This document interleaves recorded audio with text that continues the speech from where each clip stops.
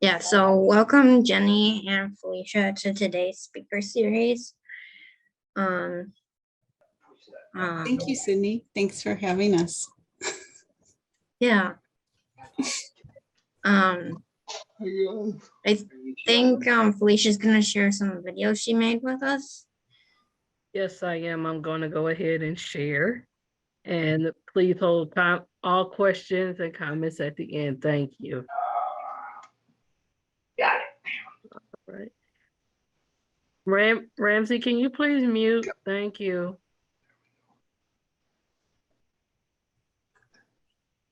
All right, here we go.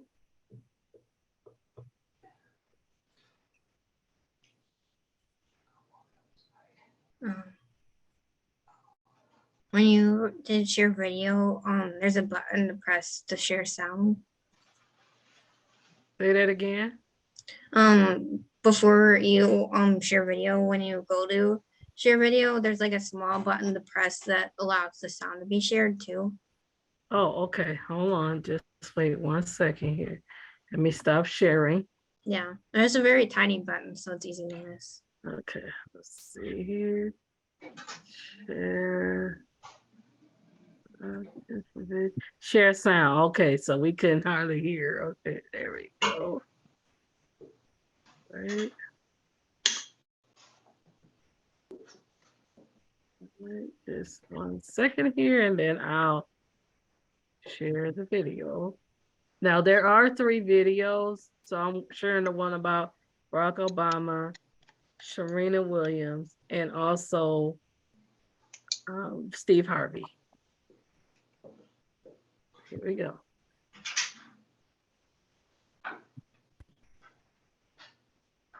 Here's your Black History moment. Barack Obama was born on August 4, 1961, to Barack Obama Sr. and Ann Stanley Durham. He went to school in Honolulu and then to Occidental College in Los Angeles, California. From there, he transferred to Columbia University, earning a degree in political science in 1983. In 1989, he met Michelle at the same attorney office that they were working at. In 1991, he graduated from Harvard University Law School. In 1996, he was elected to the Illinois Senate. In 2004, he was elected to the U.S. Senate. In February 2007, he announced that he will be running for U.S. president. On Tuesday, November 4, 2008, he won the presidential election. He was sworn in as the U.S. 44th president. He won the Nobel Peace Prize in 2009. He established the Affordable Care Act known as Obamacare. He served as the U.S. president for 2 terms. He won the 2008 and 2012 presidential elections. This was your Black History moment.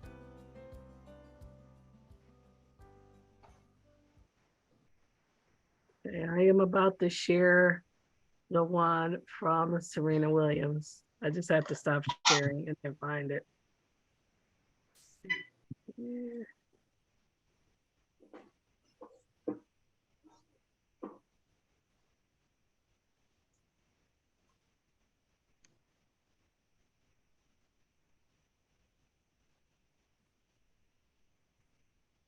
Okay, why is it going? All right. Let me share this one.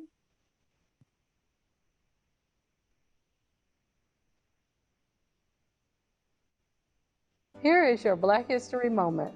Serena Williams was born September 26, 1981. She grew up in Compton, California, and started playing tennis at the age of 4. Her father homeschooled her and her sister. At the age of 9, her and her family moved to West Palm Beach, Florida, where she attended a tennis school there. From 1999 to 2001, she became the top 10 tennis player. In 2002, she won the Miami Masters for the first time. She also won the Wimbledon Championship for the first time. In 2004, she launched her own clothing line named Anaris. In 2008, She founded the Serena Williams Foundation to help less fortunate children. She retired in 2022 after playing tennis for 27 years. This was your Black History Moment.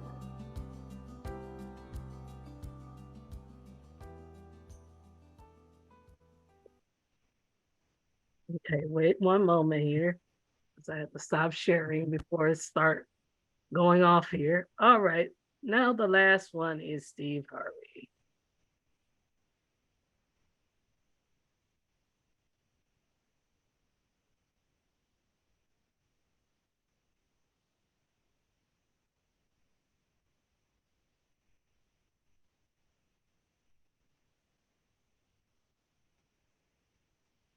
All right, here we go. I'm about to share my screen again, and then we're going to watch the one on Steve Harvey.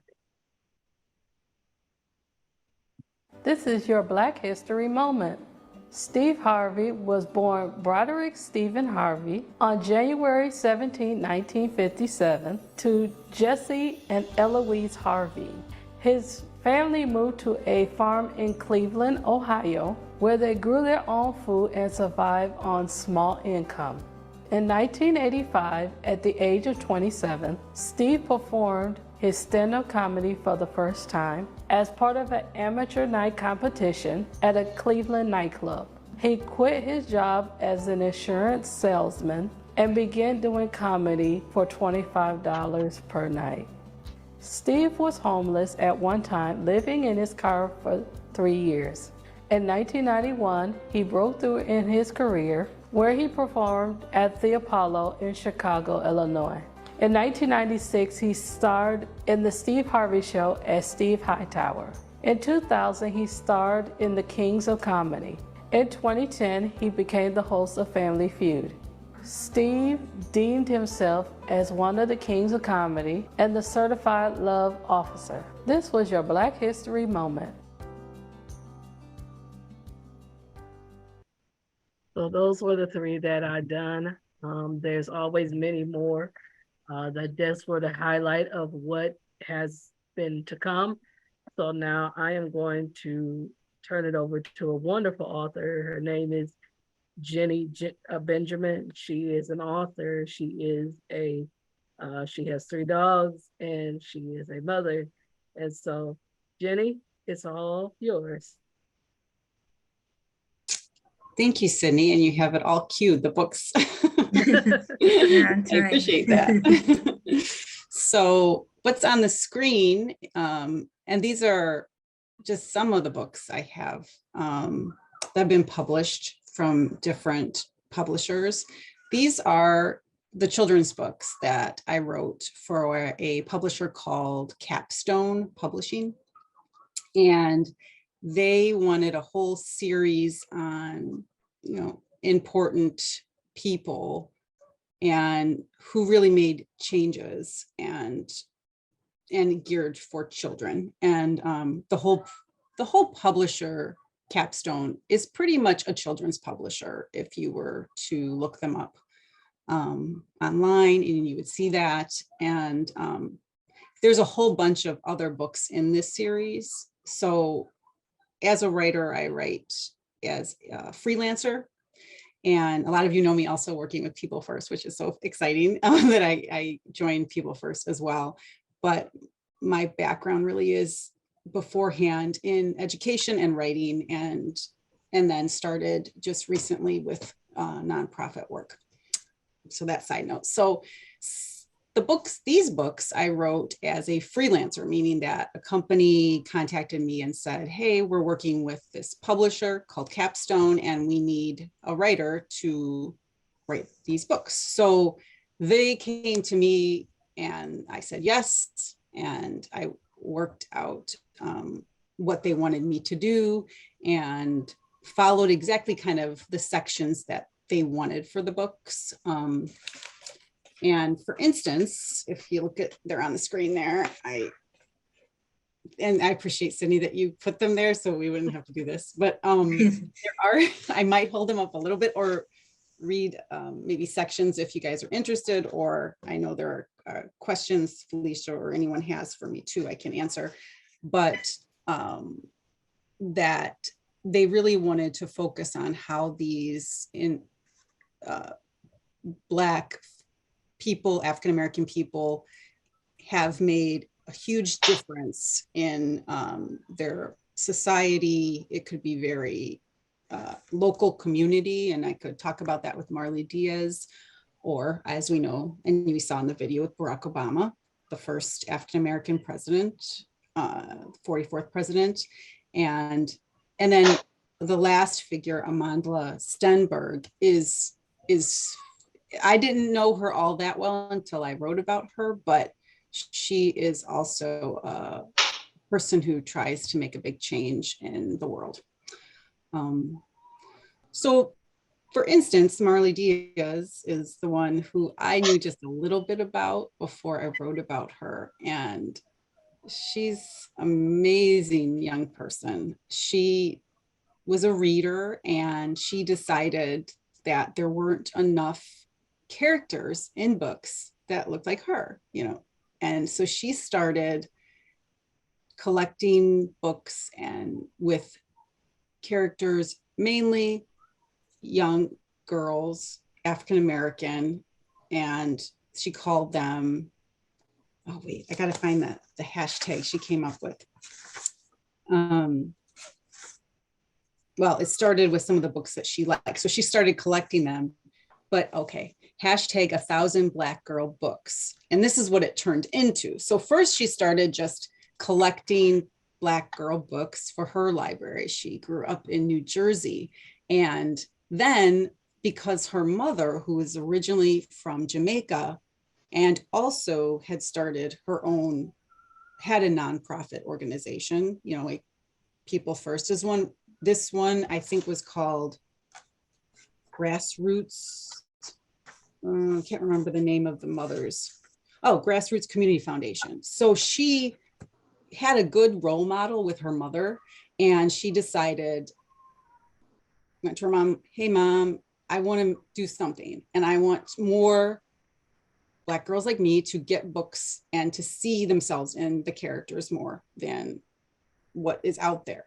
And so she started a social media campaign, hashtag 1,000 Black girl books, and collected thousands of titles, and then started by just donating them to her library in New Jersey, but then went even farther than that. And her mother's hometown in Jamaica also donated there. So it was really, and then if you were to, I could talk more about everything else, but then she went on to do just a lot of other neat things. So like organizing at her school to organize for homeless teens and to get people to donate and things like that. And the other thing, and then I'm going to open up, see if anyone has questions, but this book, I thought about this actually this morning when I was thinking about talking with all of you, and Felicia and Sydney and I met.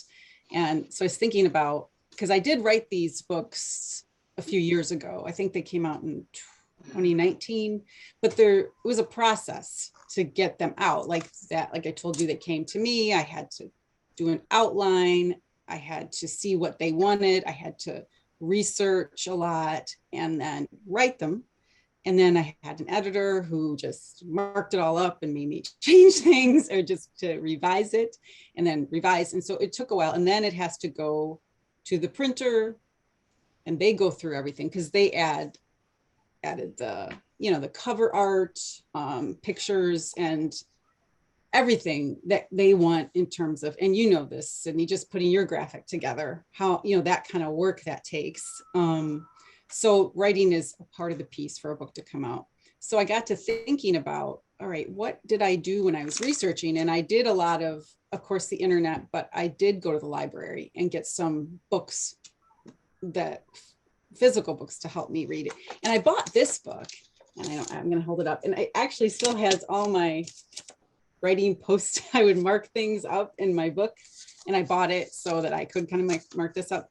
And this is such a great book. It's called Marley Diaz Gets It Done, and So Can You. And this, I think, is inspiring for us with People First. And all of you as self-advocates. And she gives this really step-by-step guide on how she became an activist and why she focused on what she did to make a change. And it's really nice. I mean, I used it a lot for background because she does start the book with her story, how I began, so I got some information about her life and her as a person. But then the later chapters in the book is talking about, okay, how do you stay strong? You can get down when you're trying to advocate or be an activist, and here are some things to focus on. And then how to make things happen. And she has a whole section about how charity is very good. And she, again, helped with donating books and things like that. But her point is what's the difference between like a charity and activism is you're trying to change something about a problem. So for instance, even that organization she started, yes, they were trying to donate for teens who were homeless, but she also tried to work in the community to stop those things from happening. So that's a little bit about the books and the people. We probably know a lot about Barack Obama more, and we had the video. I could talk a little bit about Amandla Stenberg, or would you like me to answer some questions next? What would work for? Hi, Jenny. I just have a couple questions about your writing career. If Sydney's okay with me asking you. Yeah, I'm happy to take anything you guys want to ask. It could be about writing. It could be about some of the figures. Sometimes, I mean, like I said, I wrote the books a couple years ago. I'd have to research now. Like for instance, Marley Diaz is, well, let's see. She's in her 20s now. She's not a kid. And I mean, I know she's probably doing things now. I'd have to do some more research to see. Well, I know Obama, he did look, when I was writing the book, he was just trying to start his Obama Foundation at the South Side of Chicago. And now that is up and running. And he has the Obama leaders. He's connecting young people all over the world. So I know a little more about him. And even Amandla Stenberg, I'm not sure what movie she's been in recently. I just have a couple questions for you, then I'm sorry, but I was wondering how did you get your start in writing? Because I wrote a book several years ago, back in the 1990s, and people have told me I should get it published, but how did you get your start in writing? Yeah, that's a great question. Well, first off, major accomplishment to write a book, Ramsey. That's excellent. I mean, that's no easy task because I know that. So I'll start with that compliment. I have been writing for 25 years. And so my start probably began with poetry when I was in college. And I decided then that I was going to go on to graduate school and focus on creative writing and to focus on my poetry. And I thought my end goal was going to be maybe being a professor of writing after I got my master's in, poetry. that changed because I found a high school teaching job that I really loved. So I started writing poetry, and what I started then doing was finding different journals and magazines that published poems.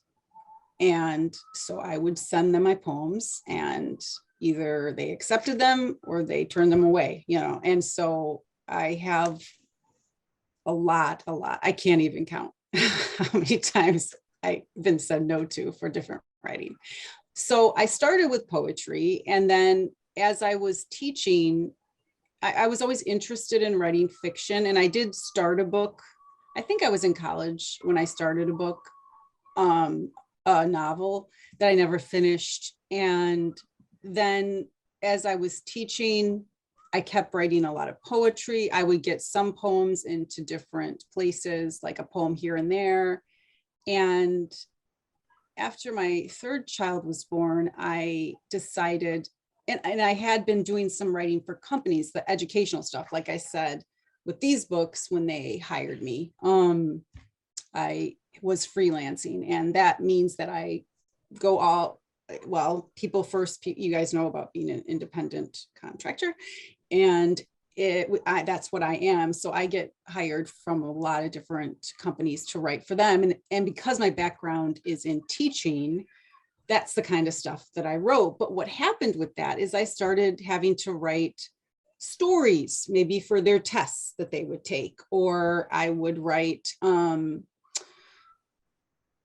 nonfiction. So you might see in a textbook, and talking about plain language. So I did what's called alternative assessments. And that meant that I would put stuff, maybe a science stuff, into plain language.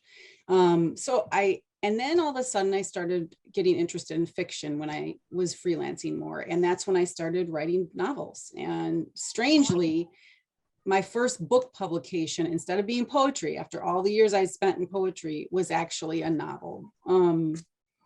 And it's called This Most Amazing. And so that was 2013. And then I've had a few others since then. So I guess my question, I hope that I didn't go on too long, Ramsey. And I think the steps you can take, and we could save this too, because Sydney mentioned me coming back and talking more about writing stuff. We could save more details if people are interested. I don't want to talk too much if they're not interested.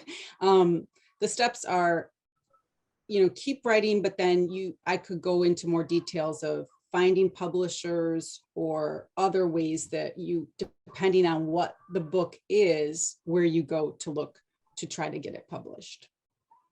Does that help? Yeah, thank you, because I wrote a book several years ago, but it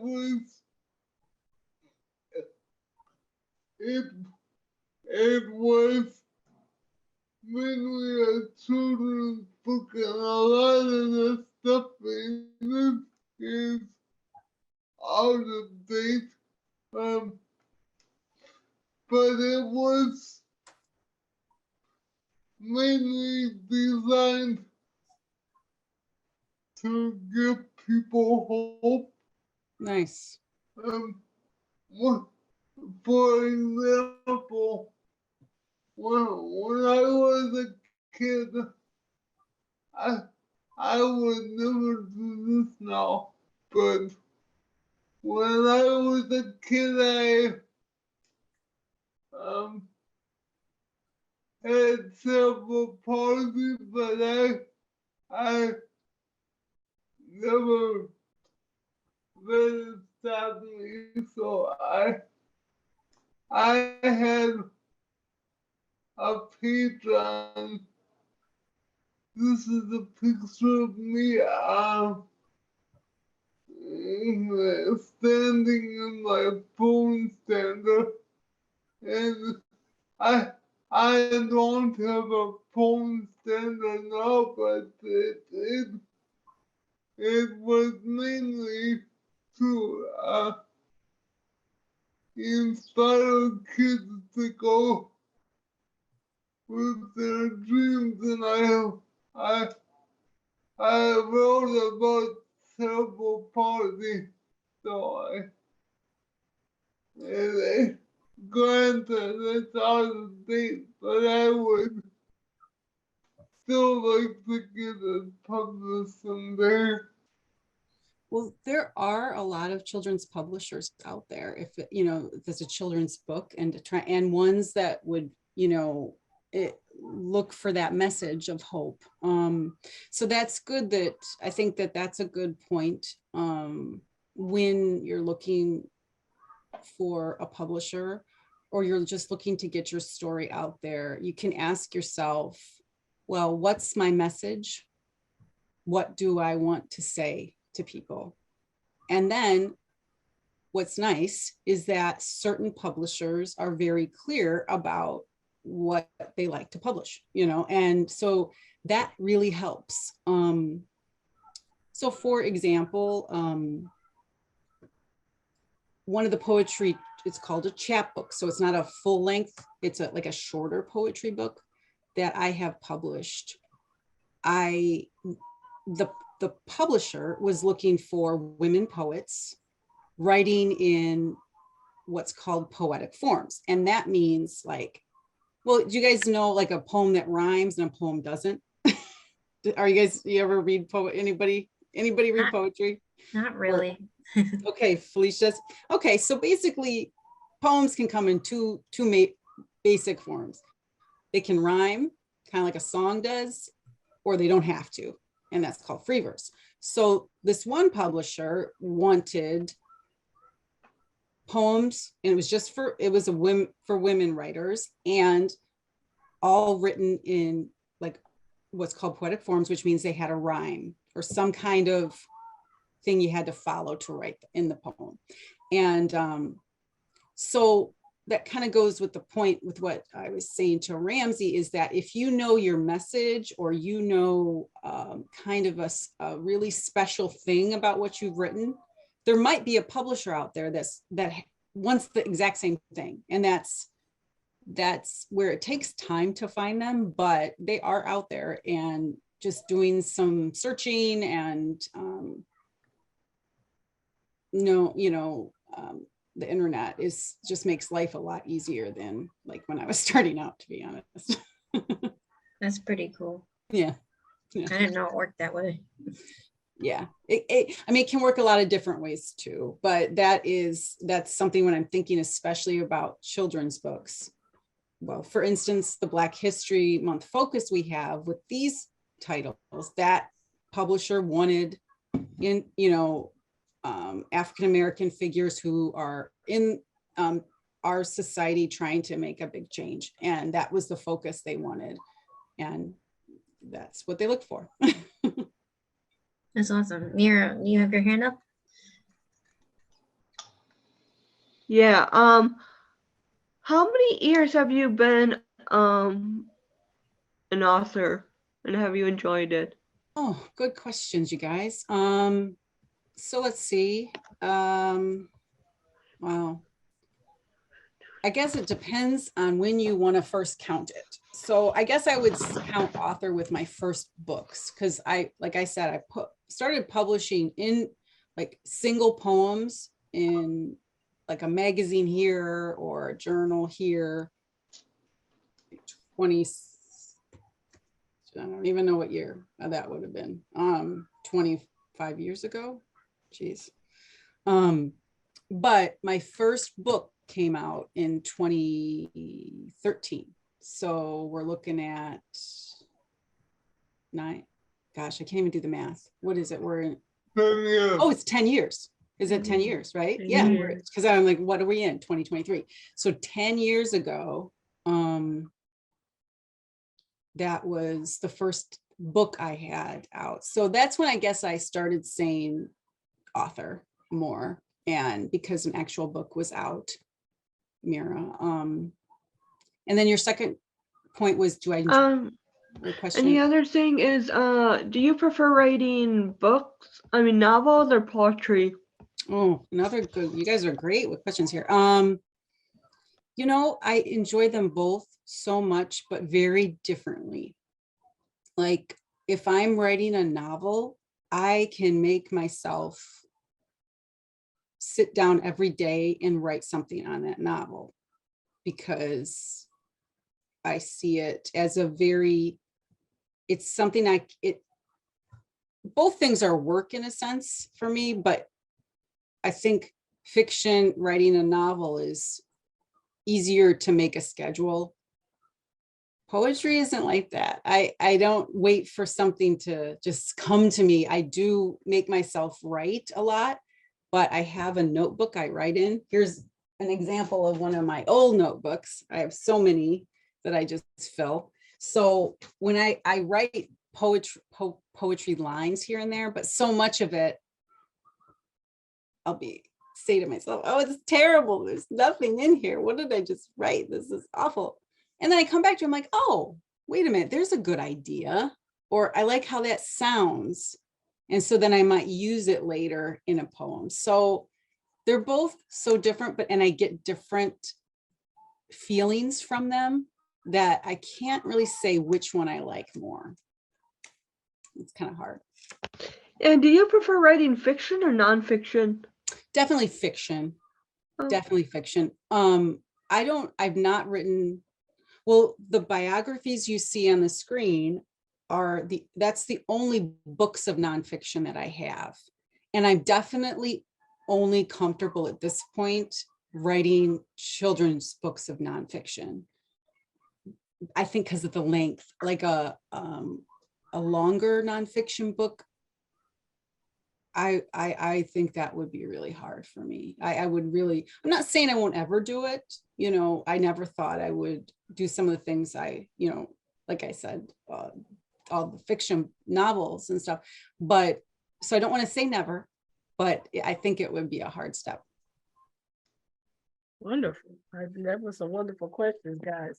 But Yeah. I wanted to ask you a question about you've written like these assignments at the back of the book, and Yeah. one for what motivates you to write the like for Marla Diaz, wonderful advocate, wanting to gather books together to help those who can't read. Right. And also for Amanda Sternberg, where she created a wonderful organizations to feed people that Right. don't have anything to eat. So Right. what, in a sense, how does the objective from Barack Obama and Marla and Amanda, how does that relate to us in this time? Oh, excellent question, Felicia. I think that actually, if you don't mind, I'm going to hit on kind of what you started with, and that the activities at the back.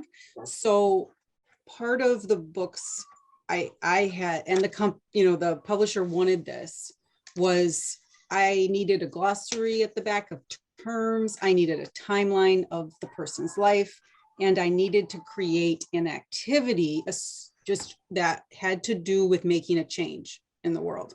And this is where I really see it working for self-advocates, is,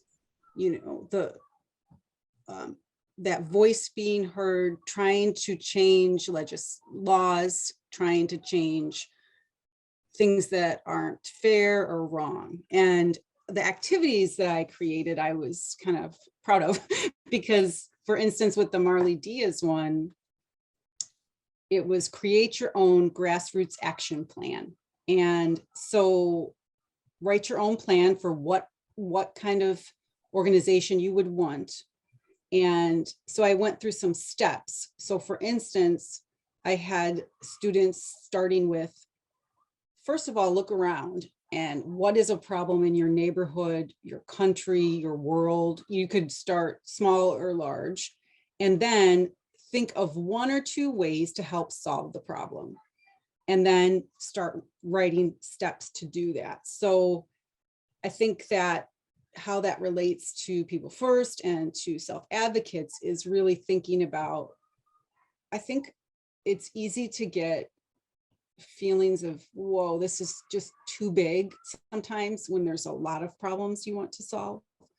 But if you can just look at and say, I'm going to name this one, and then I'm going to try to think of, not get like, oh, I have to do this and this and this and this, but think of 1 or 2 things to do. And then this is very in the spirit of Marley Diaz, is talking about what the book she wrote is, then come up with an action plan. So things I had questions, steps students could follow, like how would you get people to join your organization? Write one or write a little plan for that. Like, what would you do? And you guys are all doing it. I mean, really in your lives, right? If you're on social media, or if you're making phone calls, you're reaching out to each other, and then maybe a friend comes in, and you're building community. And then what steps do you take to make the change? And then list those steps, how you keep track of your goals, some way to track goals. Now this, again, I think all of you might be everything. Well, I know, for instance, Mira, keeping the spreadsheets up, or I can see you logging, Sydney, for just these events, right? And I'm sure, Felicia, you have something for the videos. All of you who are actually, doing these action steps. So one thing I put in here is keep track of it. That's important. That helps because in order to keep making a change and doing good things, you have to maybe get a grant.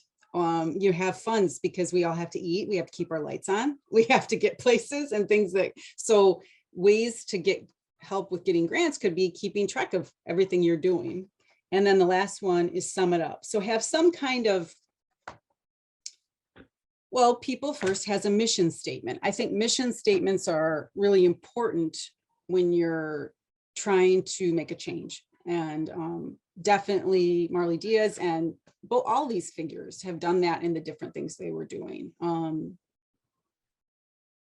Yeah, I think, does that answer? Okay. Yes, you answered that question wonderfully. I mean, because all of us here are advocates and we want to make change in the world, but we have to start at what do we want to do and how do we want to get it done? And that's how Marla has done it. She saw a problem. She had her mother to help her with it, and she went on social media. Now we're in this world of social media now, where everybody can see it and just go forward. And when Armando, boy, that right there, with her helping, a big need for people to not to go hungry. Right. That was an amazing thing she did. And to help out with that, Barack Obama helping other people, and changing the world, but breaking the mold of just the norm of what we do. Exactly. And, go ahead. I was just going to say, with Amon Stenberg too, I had kind of forgotten this. I was just re-looking at the books. I remembered she's not just an actress and not just an activist. She sings and she plays instruments. She was in a band. She writes. She had a book published, a comic. I have it. I was digging around trying to find it, but it's called Niobe, and it was the first comic written by a woman, a Black woman with a Black character who was a fairy, a comic book, like sometimes there'll be a superhero. Her character had superpowers, and I think that's amazing too, just to get more different just like that idea of 1,000 Black girl books. There's everything doesn't have to be one way, that there are so many different kinds of people in the world, and to see those in books. So she did that. Then she also, with her music, she created, I think, one of her first videos. And if you're interested, if I could try to find it, I don't know if I put the name of it, but she created a video that was really focused on teenagers and how to help them go through steps for, I don't know if it was like meditation, but it was steps on how to, take care of yourself, self-care, and yeah, it's called You Are Here. and it was out. Who- She did, Who's it by, Jenny? that's Mandla Stenberg. So she's up on the screen, the graphic that Sydney made. So she is the one, you know, at the far corner there. And so in 2017, she made the video that's called You Are Here, and it all is about self-care focused for teens. So yes, like you were saying, Felicia, like as the things that she's doing with all these talents, it's helping, you know, helping people.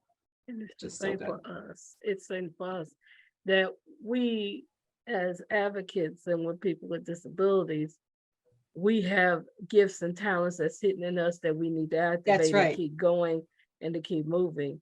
Yep. These men and women, African Americans, they did something. They stepped out and they had a need and they stepped out and went forward. Yep. You know, I understand you know, this month was a wonderful month, but there's other months, you know, with That's other right.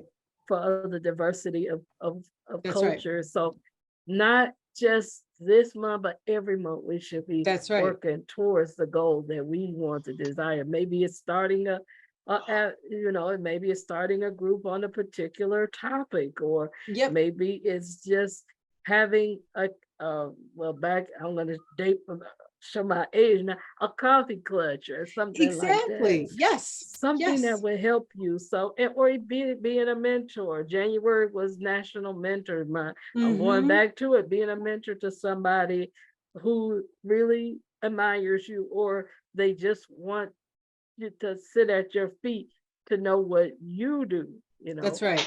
And I'm so glad, Jenny, you wrote these books to help people to know who these people are. I Mhm. want to know, are you going to write some more children's books featuring heroes, whether they're Hispanic, African American, whether they're Hindi, whether they're Indian?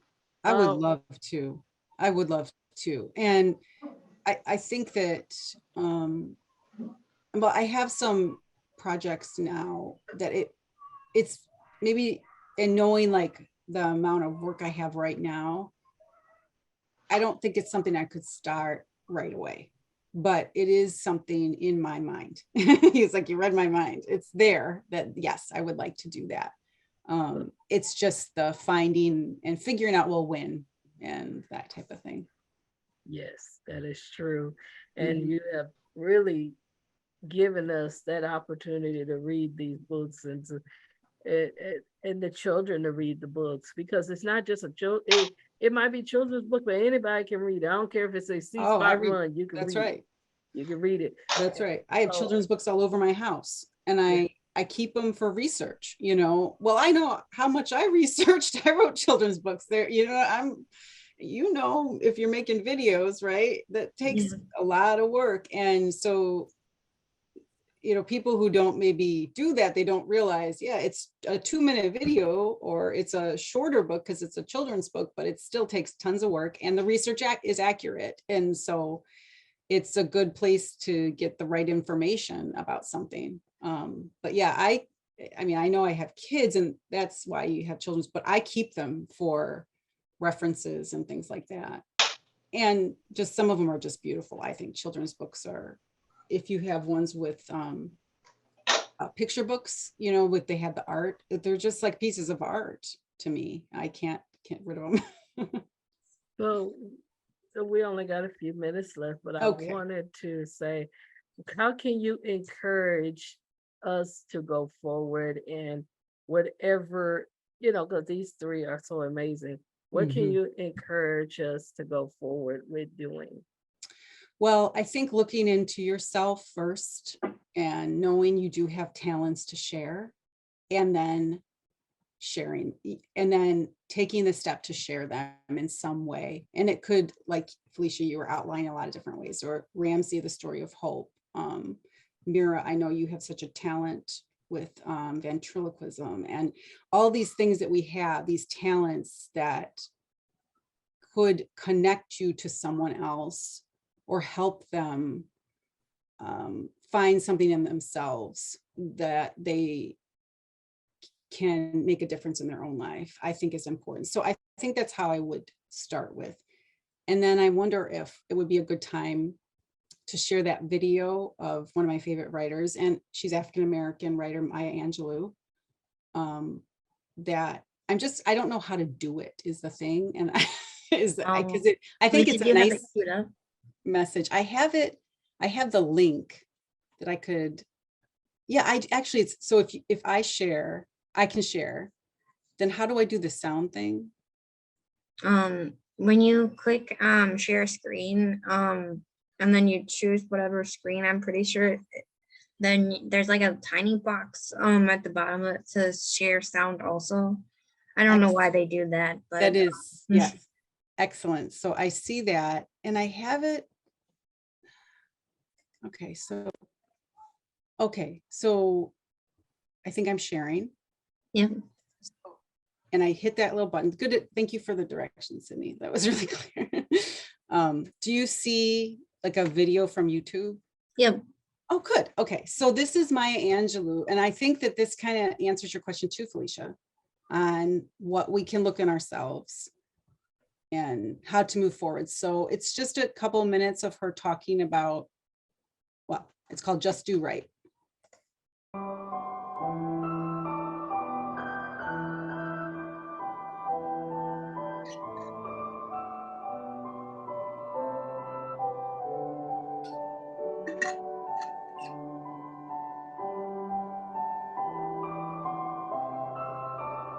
Maybe the hardest part is if you teach, you have to live your teaching. You can't say, you do not as I do, but do as I say. No. You have to say, I'm doing my best to live what I teach. I have a painting by Phoebe of a group that she calls Sister Suki's Funeral. And all the women, there are about 9 women, and they all look like women in my grandmother's prayer meeting group. So whenever I'm obliged to do something, I take that painting and I look at that painting. There's an empty chair. And I think, now what would Grandma do? What would she say? I can almost hear her voice say, now, sister, you know what's right. Just do right. You don't really have to ask anybody. The truth is, right may not be expedient. It may not be profitable, but it will satisfy your soul. It brings you the kind of protection that bodyguards can't give you. Try to be all you can be, to be the best human being you can be. Try to be that in your church, in your temple. Try to be that in your classroom. Do it because it is right to do. You see, people will know you, and they will add their prayers to your life. They'll wish you well. I think if your name is mentioned and people say, oh, hell, oh, damn, I think you're doing something wrong. But if your name is mentioned and people say, oh, she's so sweet, he's so nice, oh, I love, oh, God bless her. There you are. So try to live your life in a way that you will not regret years of useless virtue and inertia and timidity. Take up the battle. Take it up. It's yours. This is your life. This is your world. I'll be leaving it long before you under the ordinary set of circumstances. You make your own choices. You can decide life isn't worth living. And that would be the worst thing you can do. How do you know? So far. Try it. See. So pick it up. Pick up the battle and make it a better world. Just where you are. Yes. And it can be better, and it must be better, but it is up to us.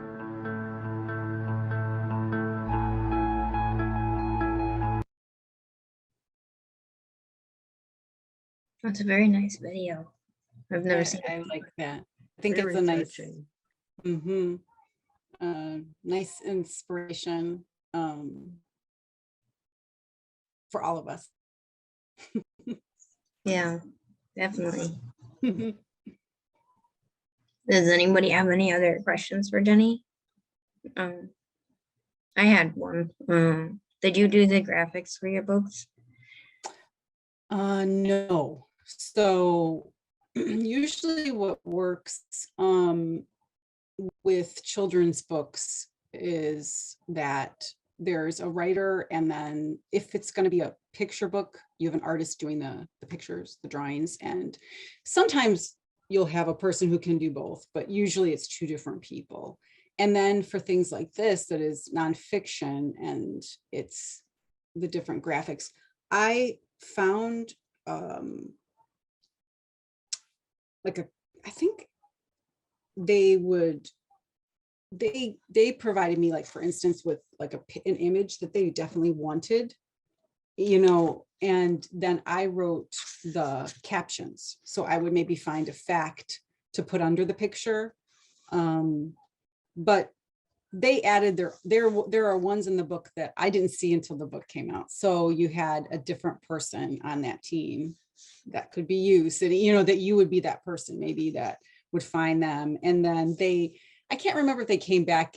They probably just maybe took a line from what I had written, like this one, and like Stenberg liked acting from an early age. Then they might have used what I had and just moved it to a picture, or they wrote their own caption that goes with the picture. So, yeah.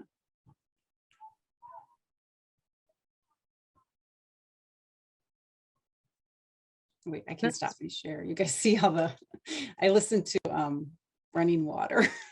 You see how the YouTube running water videos is like a nice background noise. That would make me paranoid, like looking for where it's leaking. Yeah. Well, it's a side story, but I have ear ringing. So when it gets bad, I don't know, the doctor said to listen to like white noise or like a constant sound. And white noise, that makes me a little nervous. So, but I found the running water, it helps with that. Anyway, that's why I have all these different. What is ear running? What is that? I mean, ringing. The ear ringing, it's called tinnitus. I don't know. I got it. It started years ago after I had an ear infection.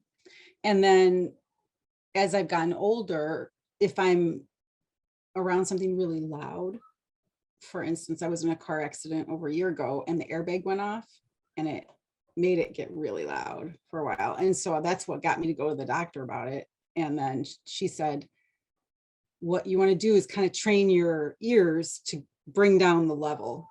And a way to do that is like this kind of background sound is supposed to bring down the ear ringing, which it does work. But then I noticed since that accident, if I'm then around something loud again, like maybe I went to see a concert, it's back up again. So then I think it might just be I'm getting older. Oh, so your ear is sensitive?